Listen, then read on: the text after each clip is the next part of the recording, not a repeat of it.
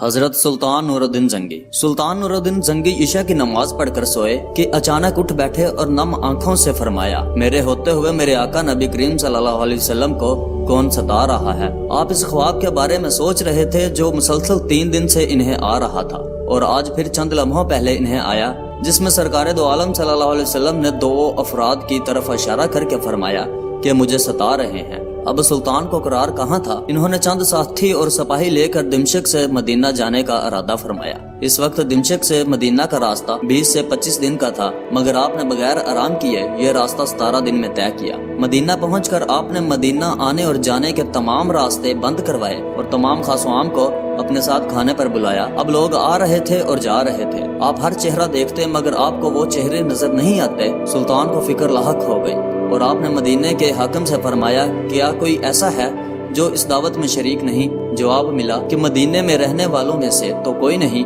मगर 2 मगरबी ज़ाहिर हैं जो रोज़ा रसूल सल्लल्लाहु अलैहि वसल्लम के करीब एक मकान में रहते हैं, तमाम दिन इबादत करते हैं और शाम को जन्नतुल बका में लोगों को पानी पिलाते हैं, जो अरसा दराज से मदीना में मकीम हैं। सुल्तान ने इनसे मिलने की ख्वाहिश जाहिर की। दोनों ज़ाहिर बज़ाहिर बहुत इबादत गुजार लगते थे। इनके घर में था ही क्या, एक चटाई और 2-4 जरूरत की अशिया कि यकदम सुल्तान को चटाई के नीचे का फर्श लरजता महसूस हुआ। आपने चटाई हटा कर देखा तो वहाँ एक सुरंग थी। आपने अपने सिपाही को सुरंग में उतरने का हुक्म दिया। वो सुरंग में दाखिल हुए और वापस आकर बताया कि ये सुरंग नबी करीम सल्लल्लाहु अलैहि वसल्लम की कब्र मुबारक की तरफ जाती है। यह सुनकर सुल्तान के चेहरे पर गज़ब की कैफियत तारी हो गई। आपने दोनों ज़ायरीन से पूछा कि सच बताओ कि तुम कौन हो। हिलो हुज्जत के बाद इन्होंने बताया कि वो नसरानी हैं और अपनी कौम की तरफ से तुम्हारे पैगंबर के जिस्म अक़दस को चोरी करने पर मामूर किए गए हैं। सुल्तान ये सुनकर रोने लगे। इस वक्त इन दोनों की गर्दनें उड़ा दी गईं। सुल्तान रोते जाते और फरमाते जाते, मेरा नसीब के पूरी दुनिया में से इस खिदमत के लिए इस गुलाम को चुना गया। इस नापाक साजिश के बाद जरूरी था कि ऐसी तमाम साजिशों का हमेशा के लिए खात्मा किया जाए। सुल्तान ने मुमार बुलाए और कब्र अक़दस के चारों तरफ खंदक खोदने का हुक्म दिया, यहाँ तक कि पानी निकल आए।